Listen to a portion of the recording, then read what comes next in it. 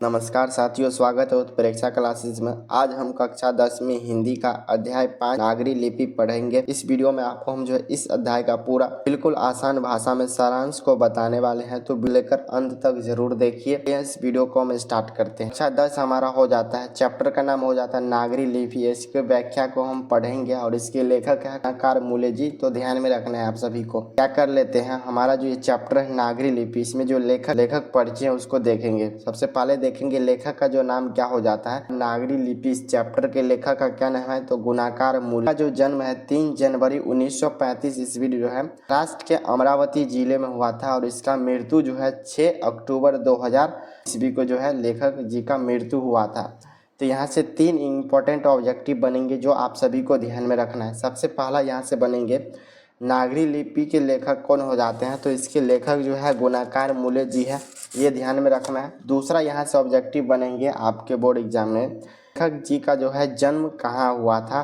तो लेखक जी का जन्म जो है महाराष्ट्र के अमरावती जिले में हुआ था और इसका जन्म कब हुआ था, तो 3 जनवरी 1935 ईस्वी में हुआ था।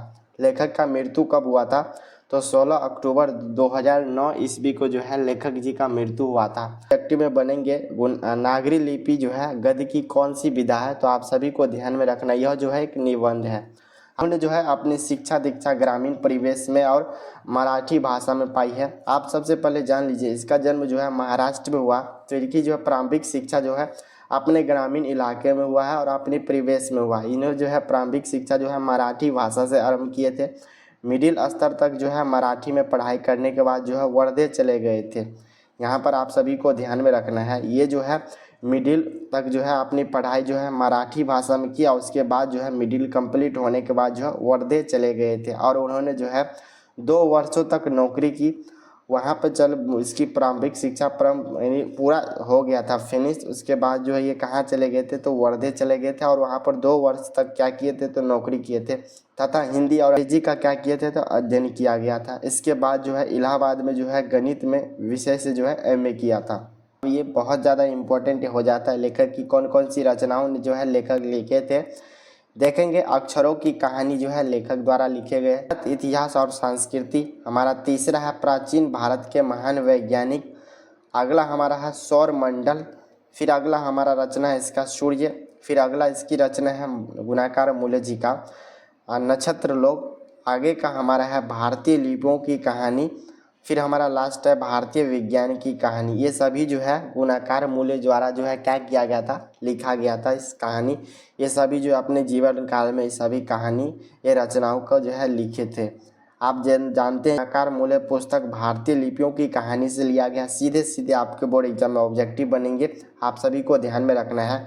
गुणाकार मूले जो है द्वारा जो है ये हमारा पाठ जो लिखा गया था नागरी लिपि, यह जो है कहाँ से लिया गया है, ये जो है भारतीय लिपियों की कहानी से लिया गया है। इसमें जो है हिंदी लिपि नागरी या देवनागरी लिपि के ऐतिहासिक रूपरेखा के बारे में बताया गया। ये जो हमारा चैप्टर है हमारा नागरी लिपि, इसमें जो है क्या बताया गया, तो इसमें जो हिंदी नागरी लिपि, ये जो हमारा कौन सी लिपि में हम लोग पढ़ते हैं, तो देवनागरी लिपि में पढ़ते हैं। इसके इतिहास के बारे में बताया और इसके रूपरेखा को जो है बहुत ही डिटेल में बताया गया। प्रस्तुत पाठ जो है नागरी लिपि गुणाकार मूले द्वारा लिखित है। इसमें लेखक ने देवनागरी लिपि की उत्पत्ति, विकास एवं व्यवहार पर अपना विचार व्यक्त किया है। यहाँ पर आप सब यहाँ तक समझ में आना चाहिए आप लोगों को। नागरी लिपि जो है गुणाकार मूला द्वारा जो है क्या किया गया, तो लिखे गए हैं। इसमें देखेंगे देवनागरी लिपि की जो है उत्पत्ति किस प्रकार हुआ है, इसका डेवलपमेंट यानी विकास किस प्रकार हुआ है एवं व्यवहार पर अपना विचार तर्क किए हैं। इनका कहना है कि जिस लिपि में यह पुस्तक छपी है उसे हम नागरी लिपि या देवनागरी के नाम से जानते हैं। बेसिकली ये समझिए हम लोग का जो पुस्तक है, हम लोग जो पढ़ रहे हैं, ये सभी जो है इसे किस नाम से जानते हैं, इसे जो है देवनागरी लिपि के नाम से जानते हैं। किसका कहना है, तो लेखक जी का कहना है। इस लिपि की जो है टाइप हमारा जो है लगभग 50 वर्ष पहले बनी थी। इसके विकास अक्षरों में स्थिरता आई है। अब ये जो हमारा देवनागरी लिपि है कब बने थे, तो 250 वर्ष पहले बनी थी। उसके बाद जो है इसके विकास धीरे धीरे उत्पत्ति विकास ये सभी होते गया और अक्षरों में क्या हुआ, तो स्थिरता आते गया।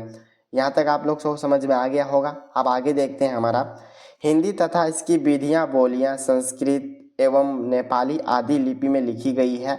यहाँ पर आप लोग को समझना है ये जो हमारा हिंदी है तथा इसके आने वाली और सभी भाषाएं जैसे विविध बोलियां हैं, जैसे हमारा संस्कृत है, नेपाली है आदि, ये सभी जो है नागरी इसी लिपि में रखा गया। कौन सा लिपि में रखा गया? तो देवनागरी लिपि में लिखा गया। देवनागरी के संबंध में एक महत्वपूर्ण तत्व है कि यह जो है विश्व में संस्कृत एवं प्राकृत के पुस्तकों पर इसी लिपि में छपती है। यानी लेखक जी का कहना है कि देवनागरी के संबंध में जो है एक महत्वपूर्ण तथ्य आया है हम लोगों के सामने। जैसे विश्व में जो है संस्कृत, पूरे विश्व में संस्कृत एवं प्राकृतिक जो भाषा है इन पुस्तकों द्वारा जो है इसी लिपि में छपती है। अब आगे देख लेते हैं हमारा देश में बोले जाने वाली विभिन्न भाषाएं। हमारे देश में जो है पता है आप सभी को बहुत सारे अलग अलग स्टेट में अलग अलग भाषाएं बोले जाता है। उसके बाद सभी स्टेट में जो है हर एक जगह का अलग अलग अपना क्या होता है तो भाषा होता है। इस लिपि में लिखी गई है तमिल, मलयालम, तेलुगु एवं कन्नड़ की लिपि में भिन्नता दिखाई पड़ती है। यहाँ पर लेखक जी का कहना है कि देश में तो आप सभी को पता हो विभिन्न विभिन्न भाषाएं एवं बोलियाँ बोली जाती है, और इसमें देखेंगे जैसे हमारा तमिल हो जाता है, मलयालम हो जाता है, तेलुगु हो जाता है एवं कन्नड़ की लिपि में भिन्नता दिखाई पड़ती है। ये सभी जो हमारा लिपि है, तमिल है, मलयालम है, तेलुगु है एवं कन्नड़ जो लिपि है, इसमें जो है क्या देखने मिलता है तो अलग अलग भिन्नता देखने को मिलती है। लेकिन जो है यह लिपियाँ भी नागरी की तरह प्राचीन ब्राह्मी लिपि से विकसित हुई। सभी जो हमारा लिपि है यहाँ पर आप सभी को ध्यान में रखना है।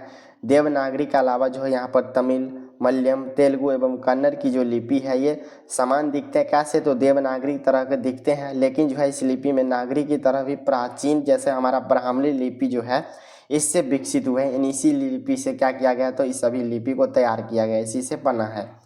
आगे हमारा है लेखक का कहना है कि नागरी लिपि के आरंभिक लेख हमें दक्षिण भारत से मिलते हैं।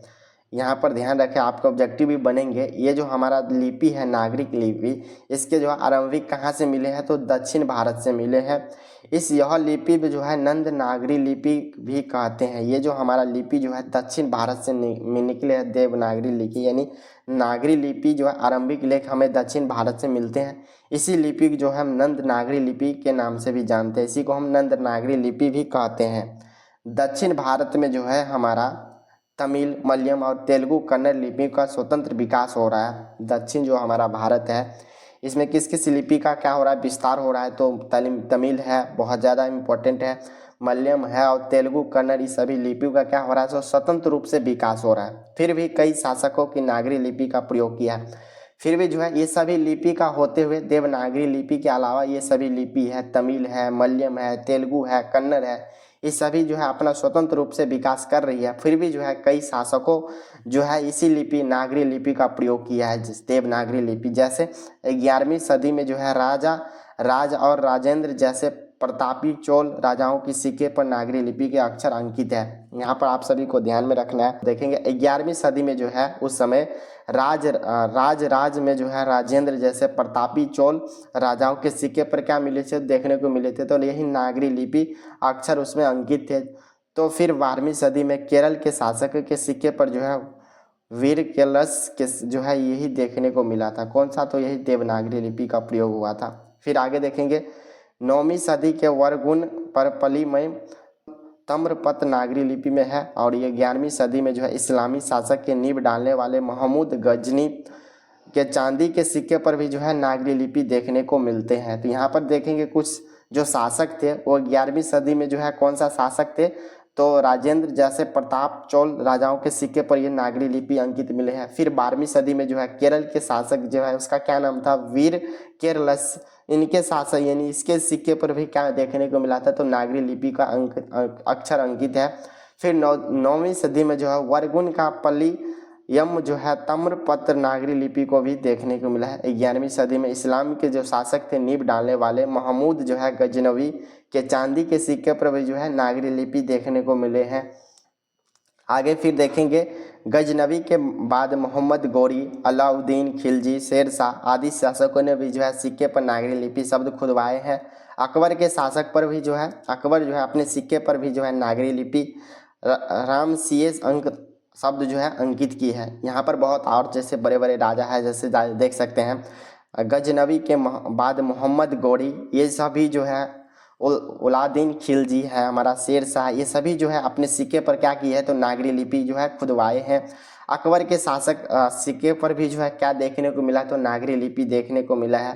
तात्पर्य है कि नागरी लिपि जो है हमारा ये एक प्रचलन ईसा की 8वीं-9वीं शताब्दी में आरंभ हुआ था। इससे हमें ज्ञात हो रहा है इतने सभी जो राजाओं हैं अपने सिक्के पर क्या किए थे तो नागरी लिपि का प्रयोग किए थे। इससे हमें ज्ञात हो रहा है कि नागरी लिपि जो है 8वीं-9वीं शताब्दी से ही क्या हो रहा है तो आरंभ हुआ था।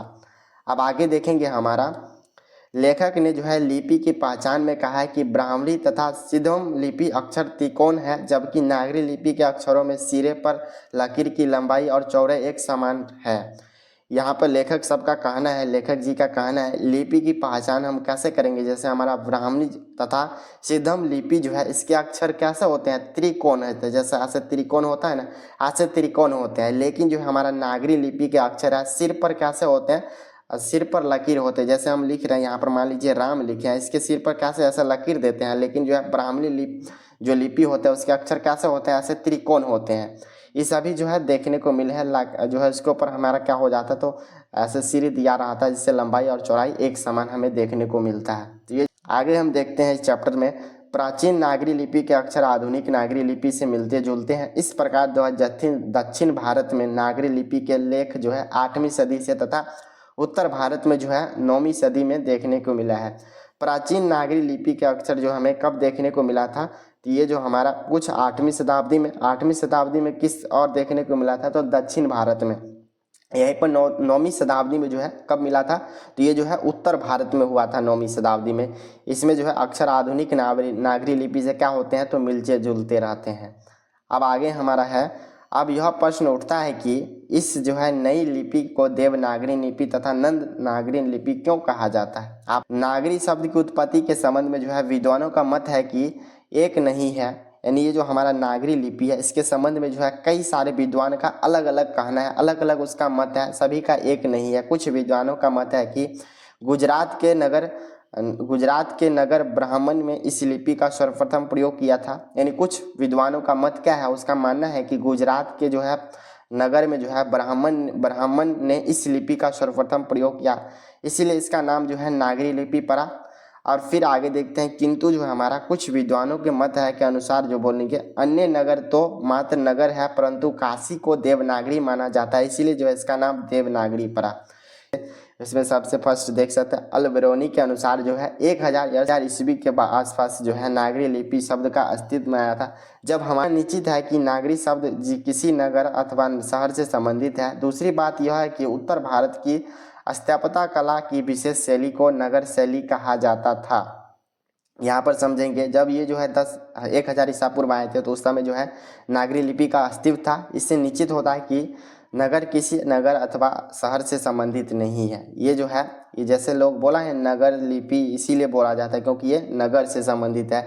इससे ज्ञात होता है कि इससे निश्चित होता है कि ये जो है नगर शब्द किसी नगर शब्द से नहीं अथवा शहर से संबंधित नहीं है। दूसरी बात यह है कि उत्तर भारत में जो है स्थापत्य कला की विशेष शैली को नगर शैली भी कहा जाता है। तो यहाँ पर समझना है यह नगर या नागरी उत्तर भारत में किसी बड़े नगर से संबंध बिल्कुल नहीं रखता है।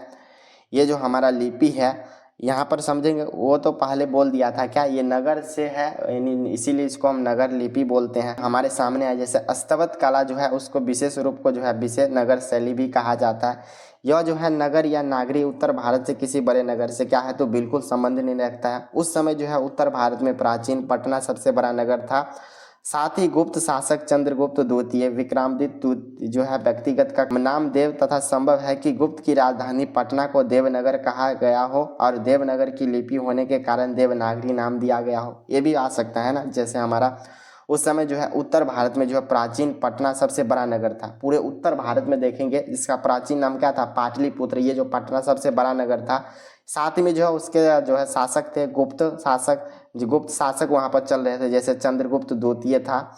फिर हमारा विक्रमादित्य द्वितीय का व्यक्तिगत नाम देव था। इन सभी का व्यक्तिगत नाम क्या था देव का नाम आ रहा था। इस संभव है कि गुप्त की राजधानी पटना था, देवनगर इसे भी कहा हो और देवनगर की लिपि होने के कारण जो है इसे देवनागरी लिपि नाम रख दिया गया हो। तो यहाँ पर ये समझना है आप लोगों को। अंततः जो है लेखक इस निष्कर्ष पर पहुंचता है कि ईसा यानी जो है ईसा के 8वीं से 11वीं सदी तक जो है यह लिपि सर्वदैविक हो गई थी, इसीलिए इसका नाम जो है इसके नामकरण के विषय में कुछ कहना संभव नहीं लगता है। अलग अलग जगह जो है इस नाम को बोला जा रहा है, इस जगह ये नाम था इसीलिए जो इसका नाम देवनागरी लिपि रखा गया था। लेकिन अंततः लेखक लास्ट में यह निष्कर्ष पर पहुंचते हैं कि ईसा के 8वीं शताब्दी या 8वीं सदी से लेकर 11वीं सदी तक जो है यह लिपि सर्वाधिक हो गया था, यानी पूरे जगह फैल चुका था। इसके नामकरण से में जो है विषय में कुछ कहना संभव नहीं लगता है। मोहिर भोज क्लवेर प्रस्तुति नागरी लिपि में जो है यधारा नागरी का परम्पार शासक भोज अपने विद्यानुराग के लिए इतिहास प्रसिद्ध है। अब 12वीं सदी के बाद जो है भारत के सभी हिंदू शासक तथा कुछ इस्लामी शासक ने भी जो है सिक्के पर जो है नागरी लिपि क्या किए थे तो अंकित किए हैं। समझना है यहाँ पर ये जो हमारा मोहिर भोज के जो है ग्वालियर प्रस्तुति नागरी लिपि में क्या है, यह धारा है कि नागरी लिपि जो है परमार शासक के भोज जो है परमार शासक जो है उसके भोज में जो है अपने विद्यानुराग के लिए जो है इतिहास प्रसिद्ध है। और 12वीं सदी के बाद जो है भारत में जो भी सभी हिंदू शासक थे और कुछ इस्लामी शासक यानी मुस्लिम जो शासक थे वो सभी भी जो है अपने सिक्के पर क्या किए थे तो नागरी लिपि को क्या किए थे तो अंकित। तो साथियों आज हमने सीखा कि देवनागरी के बारे में अलग अलग जगह जो है देवनागरी नाम इसका क्यों पड़ा। अगर यह वीडियो आपको पसंद आया होगा तो लाइक करें, शेयर करें और कमेंट में लिखें देवनागरी लिपि क्यों जरूरी है, नाम क्यों पड़ा। और आप लोग उत्प्रेक्षा क्लासेस को सब्सक्राइब कर जरूर करें। मिलते हैं आपसे अगले वीडियो में, तब तक के लिए पढ़ते रहिए, बढ़ते रहिए। जय हिंद।